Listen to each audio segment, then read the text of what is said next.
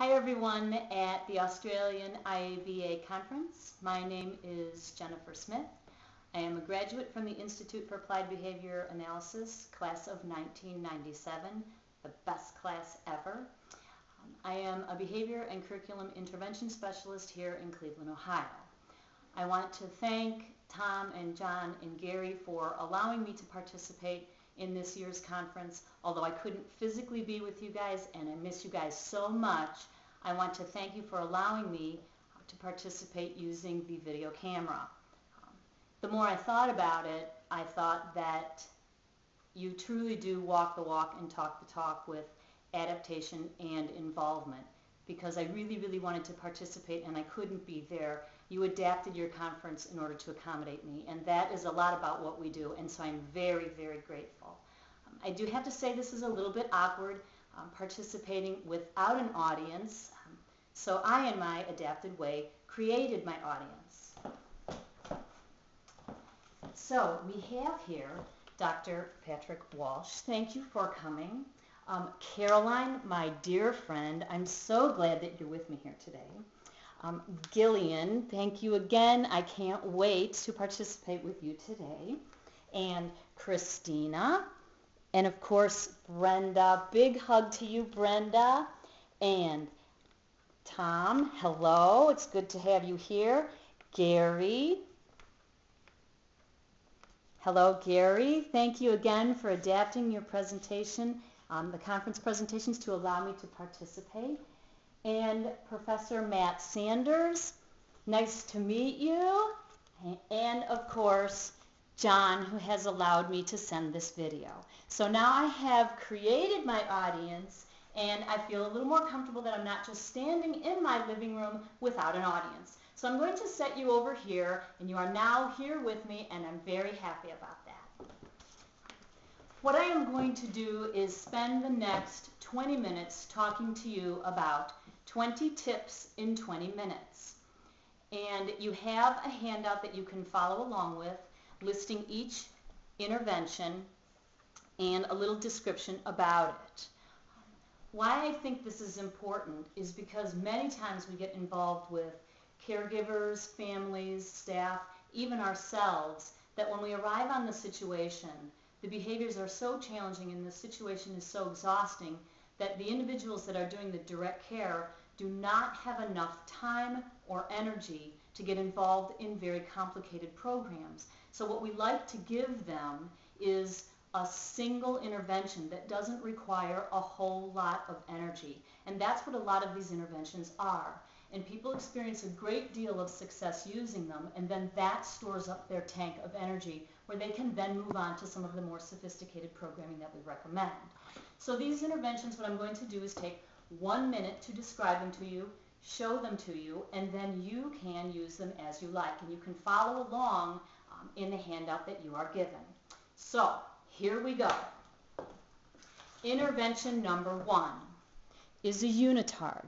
Many of the individuals that we work with engage in the very complicated behavior of stripping, smearing feces, or rectal digging. And what I have found is this unitard is very beneficial in an immediate intervention that addresses those 3 behaviors. The fabric is made out of breathable fabric, and so the individual who is wearing it does not overheat, which is very important if you're going to put on a unitard. It is also impossible to remove without assistance, which is also very beneficial, because once you remove the option of either stripping, fecal smearing, or rectal digging, that no longer becomes an option for the individual. They can then forget about that and move on and be available for other interventions. There's something else that I have found that is kind of a side benefit to this. It provides deep pressure on the entire body, which helps to ground the individual. And for those of you out there that are interested in sensory processing disorder, it addresses those needs as well and helps collect the body. You can find these at discountdance.com. They come in a variety of colors and lengths. So if you need a complete full unitard to begin with, you can start with that, but you can then reduce it down to sleeveless, neckless, and legless. Okay, that is intervention number 1. Intervention number 2 is a sleep protocol. And the reason that this is important is because many of the individuals that we work with have sleep disturbance issues. And some of these issues have gone on for many, many years. So by the time we get involved, you have an individual who has actually been working with sleep disturbance problems for maybe 5 to 15 years. And in the beginning, when I would devise sleep intervention programs, I always started thinking about what would happen right before you went to sleep. Relaxing music, warm baths. But through research and investigation, what I have found out is that the sleep protocol must begin first thing in the morning. So here is the sleep protocol. You also have this as a handout that you can follow along with. The first thing that you need to do with your breakfast is have a breakfast high in protein. And why is that? Because protein allows the body to produce serotonin, which is your up agent, and that's what you need. I'm going to tell you why you need that. The next step is that you need early exposure to sunlight, because that also assists with the production of serotonin. You need heavy muscle work in the afternoon. That again allows for the production of serotonin. Why do we need the production of serotonin? Because melatonin, which is your sleep agent, begins to be produced in the afternoon only on the amount of reserved serotonin that your body has. So you can clearly see that if you haven't produced serotonin early on in the day, that your body will not be permitted to produce melatonin, and therefore you will have an inability to sleep. So once you get to the afternoon, you have completed your heavy muscle work exercise, like wheeling a wheelbarrow, lifting something very heavy, those kinds of activities. You then have a quiet time after dinner. That means no TV and no computer, because what that does to the brain is it creates excitatory brain waves, which doesn't allow the body to get in a full state of relaxation.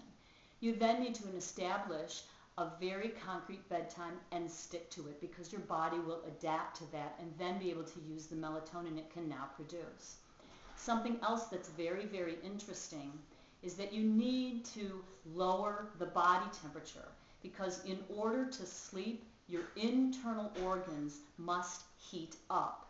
And in order for that to occur, your outside body temperature must be lowered.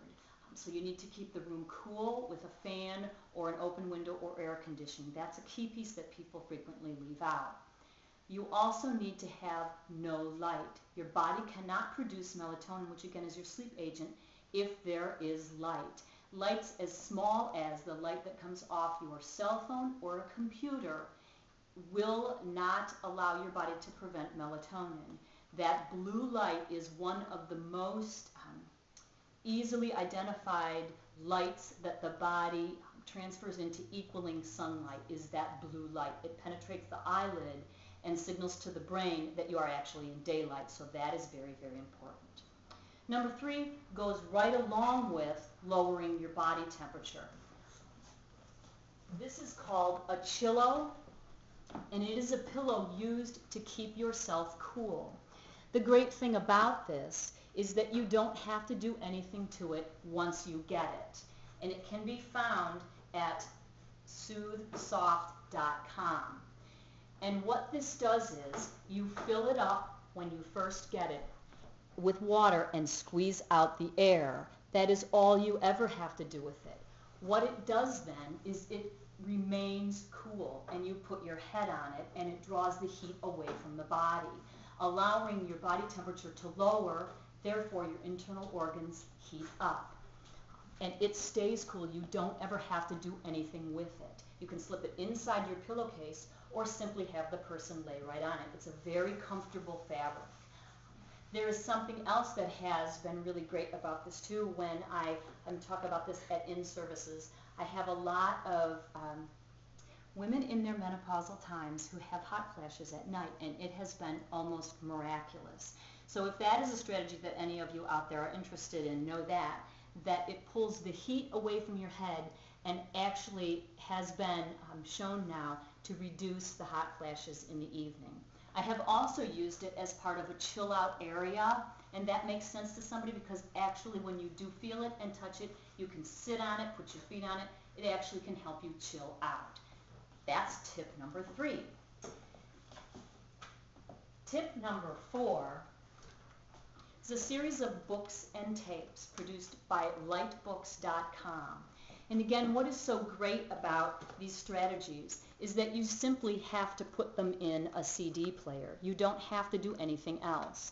You can work with individuals who need help slowing their breathing down, relaxation, and self-esteem. The set of CDs comes in 3 different age groups, all the way up through teens. Very beneficial, and the individuals that I have worked with really, really enjoy these tapes. In addition, there's a series of books by the same organization that talks all about learning how to relax your body and how to breathe, appropriate for all kinds of age groups. Tip number 5 is called a wristo pick.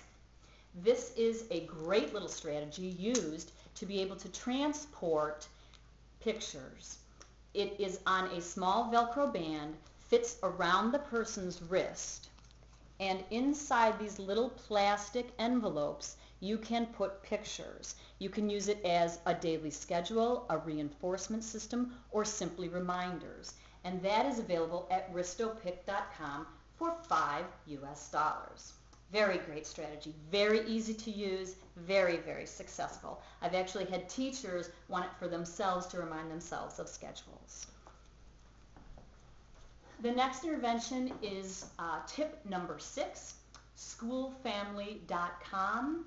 If you go on that website, what you find are hundreds of pre-made data sheets, home schedules, calendars, homework reminders. It is just a wealth of knowledge, and all of them are free, and you can just pick out the one that you want and hit print, and you will automatically have schedules of reinforcement, daily calendars that you can just then save time, not have to create them, and turn them over to families and individuals and schools.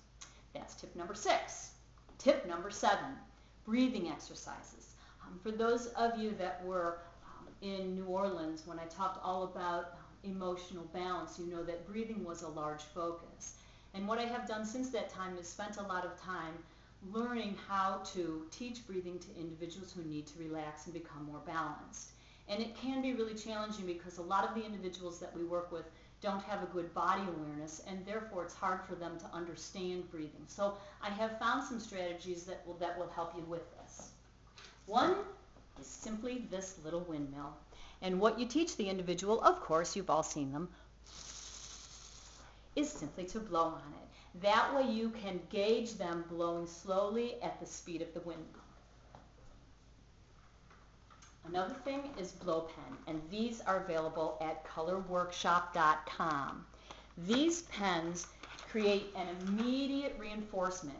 You take the top off and you simply blow into it and paint squirts out. So you can have the individual write their names, write the numbers of how slowly they need to breathe. Very, very successful intervention for getting individuals to learn about their breath.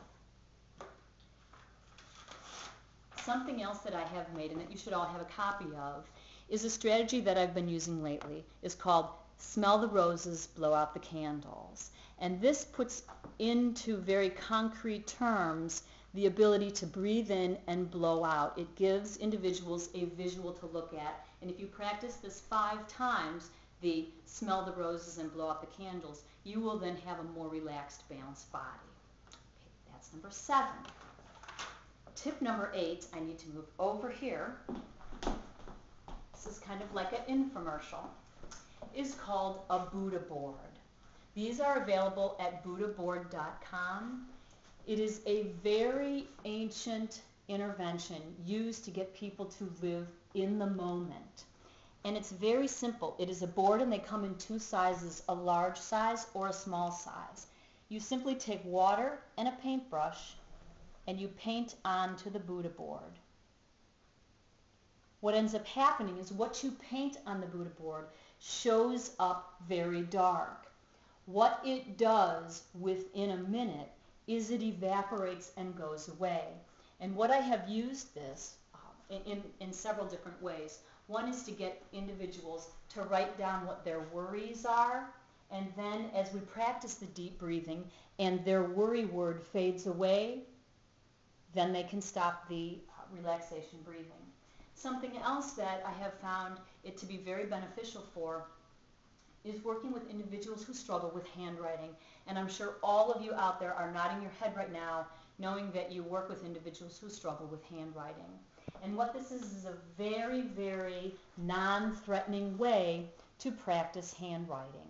You can practice cursive, you can practice printing, and the person can then take a look at their work and then it disappears. You don't need big red X marks if there has been an error or anything such like that. So this is buddhaboard.com. Okay, that's intervention number 8. Intervention number 9 is a protocol that I have used to work with individuals who engage in rumination. That is the behavior of taking food that you have already swallowed and bringing it back up. Many of us have worked with individuals who engage in this behavior. And I have found a few simple steps that you can use to reduce the frequency and intensity of ruminating behavior. Number 1 is that the individual needs to eat in very small servings in more frequent times throughout the day. The less food that you put in, the harder it is to bring it back up, and the person's body will digest it easier. So the first thing that you need to do is make the meals small and frequently throughout the day. The other thing that has been very, very beneficial is not combining the drink with what you eat. So have the individual space those times out. If you eat and drink together, it makes the texture of the food that is going down into your stomach easier to bring up. In addition to that, once those small meals are finished, if you get the person up and moving and engaged in something, of course we all know this, that they like to do versus laying down. The frequency of rumination increases drastically when you allow someone to lay down following the meal. So that needs to stop. You need to have the person up and moving about. And intervention tip number 10 is a strategy that I use called Park Your Worries Here.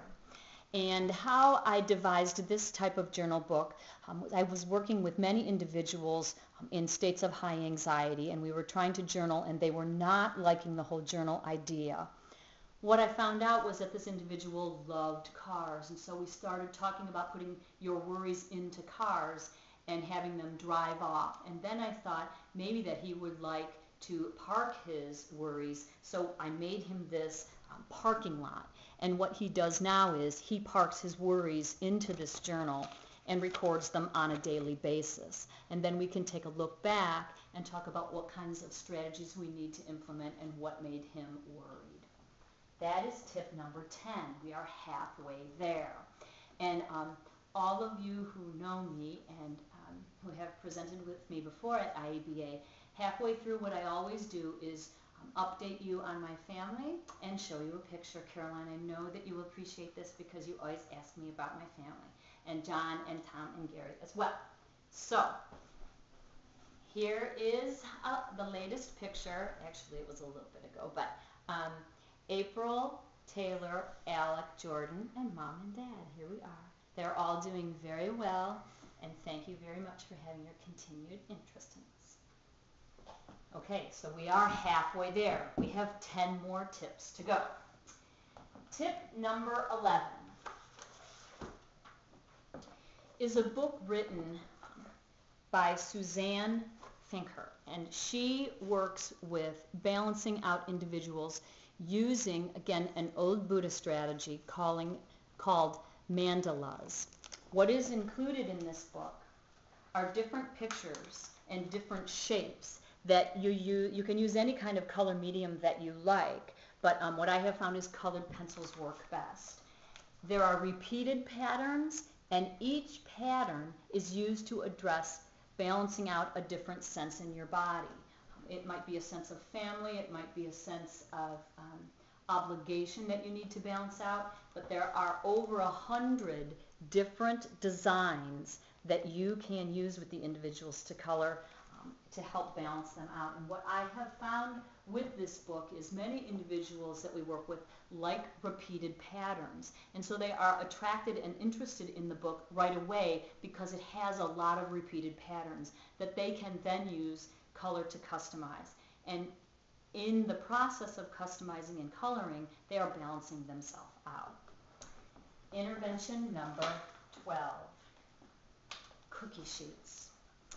They are, I don't know what they cost in Australia, but we have dollar stores here, so they are only $1 a piece. And what I have found is they are a great way to secure daily schedules. This one in particular was spelling words, so instead of the individual having to write out his spelling words, he can find them on the cookie sheet with magnet. They stick, so if the individual turns the board over, they do not fall out. If they are carrying them from place to place, things don't get wrinkled, they don't get ruined. And I use it for this young man up here who loves to work for iced tea. So for every half an hour in his classroom, he earns a portion of the puzzle.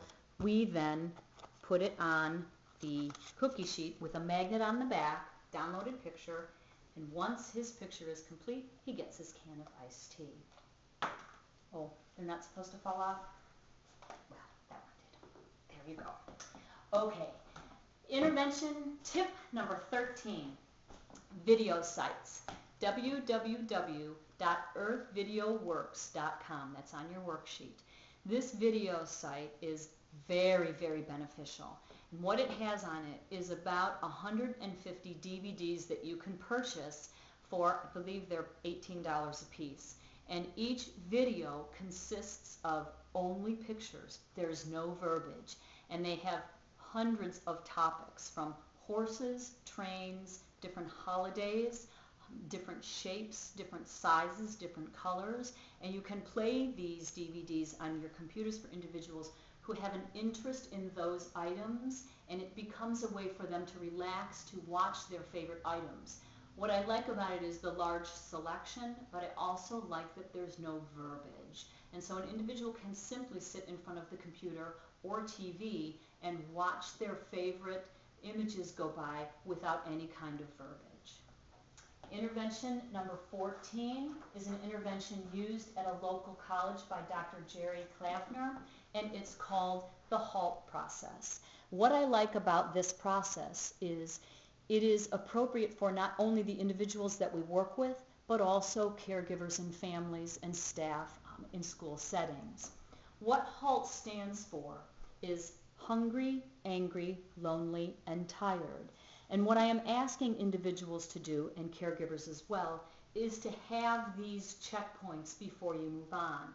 Because if you are not in balance in any one of these checkpoints, then your body and brain will not be available to either enjoy what you're going to do next or have to work at what you're going to do next. So I ask staff before they have to intervene or before they start their shift, check your HALT. Are you hungry, angry, lonely, or tired? Those things must be in balance before you have an interaction with another individual. Tip number 15. It's a series of exercises that have been researched, and they are able to be completed in under 2 minutes. And what we have found is starting these exercises at the beginning of a lesson, we have actually been able to have an 80% increase in production and follow-through and enjoyment of the actual activity that you're asking the person to do. The series of exercises work in a way that lifts your body from side to side and also takes your head off center. And I have sent you the list of how they go. It starts with jumping jacks, lunges, tabletop push-ups, sitting push-ups, palm pushes, finger stretches, and then finally the breathing. Intervention number 16 is a fabulous find called Thinking Putty.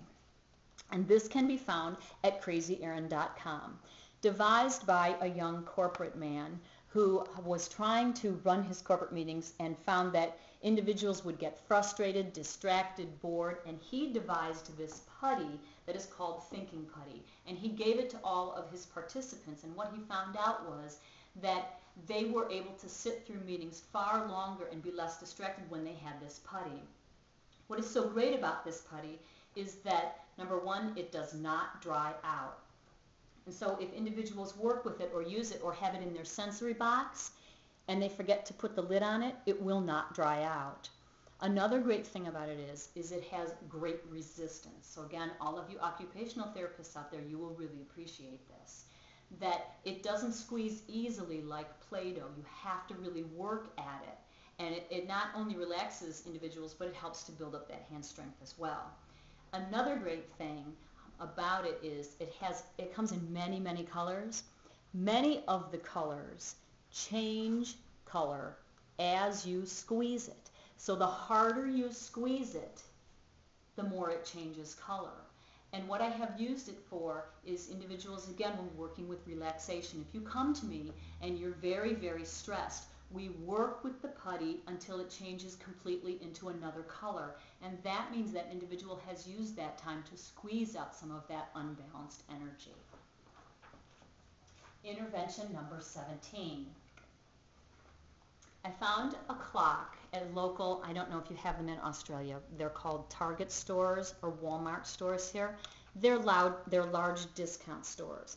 The clock was $4 US. I don't know what that equates to in Australian money.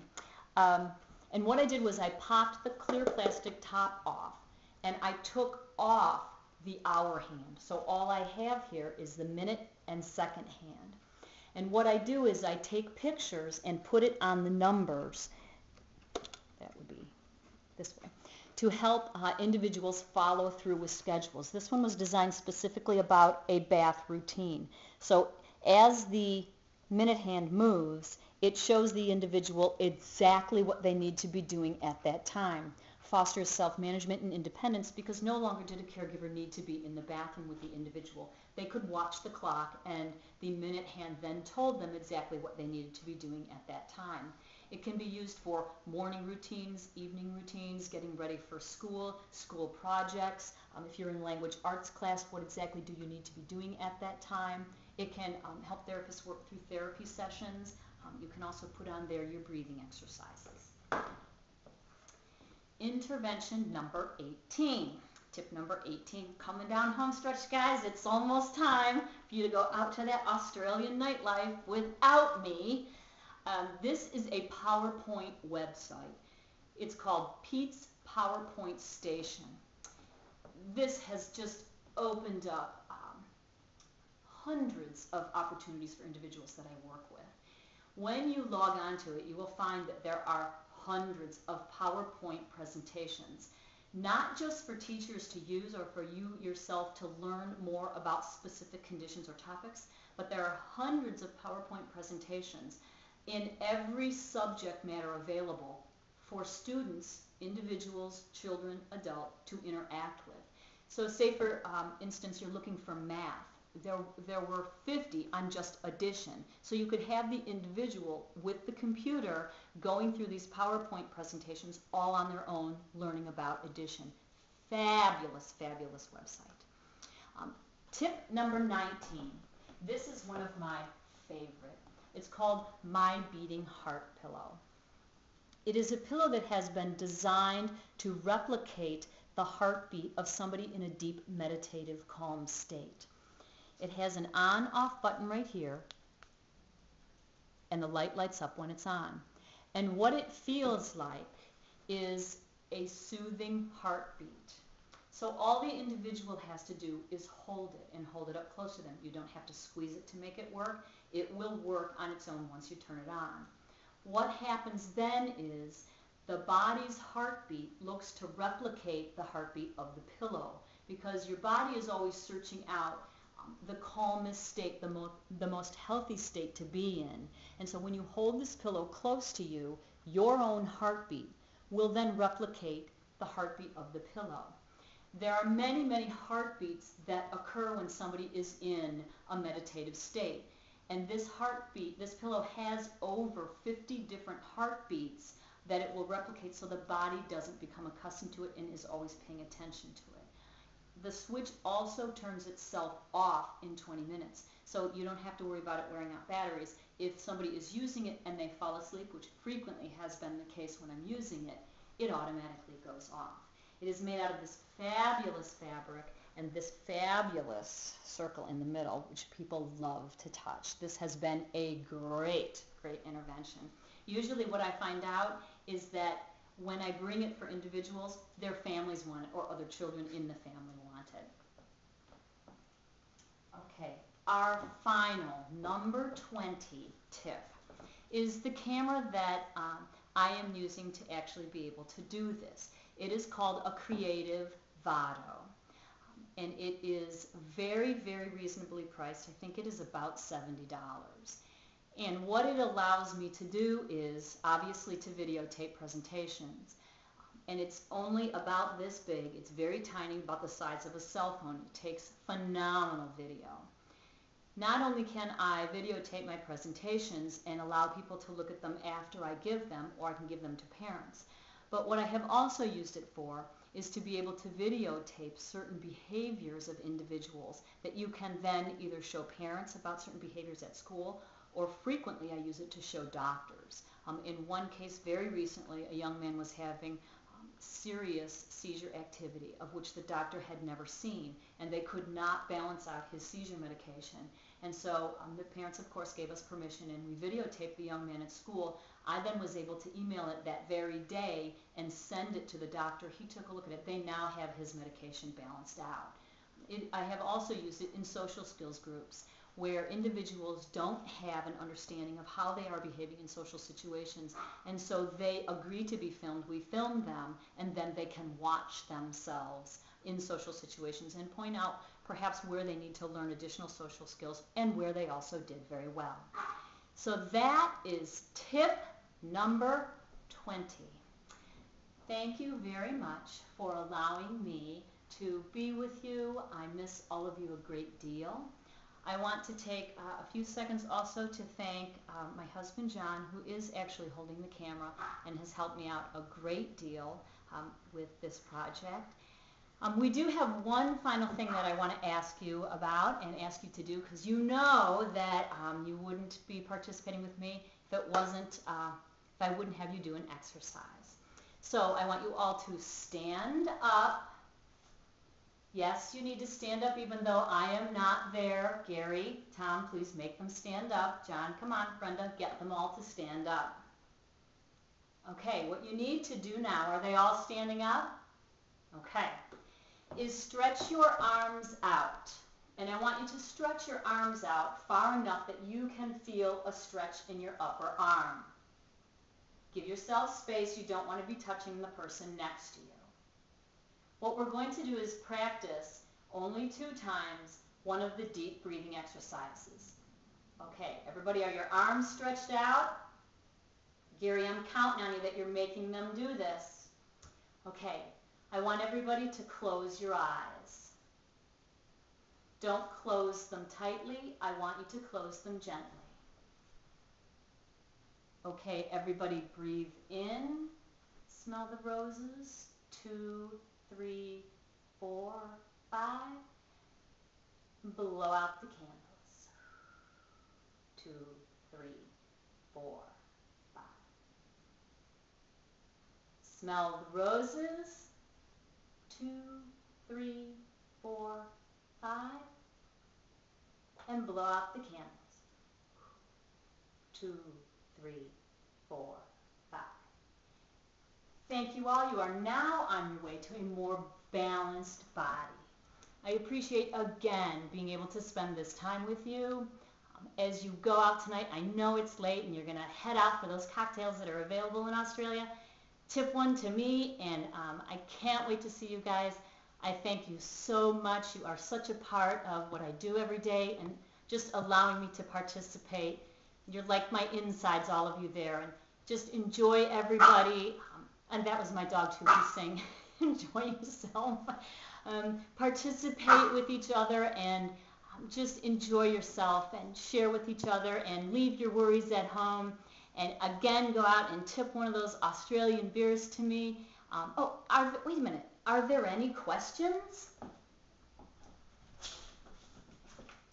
Do we have any questions? Wait, I think we have a question. There may be one question. There's a question. Oh, Tom, you have a question? Well, yes, I do. It's a question relative to Australia. Oh, okay. Yes, Tom. Thank you. Do you know what the one mother kangaroo said to the other? Why, no, Tom. I don't know what the mother kangaroo said to the other. I hope it doesn't rain. I hate it when the kids play inside. Oh, Tom, thank you so much. On that note, everybody, I love you. Have a great conference. See you in Chicago.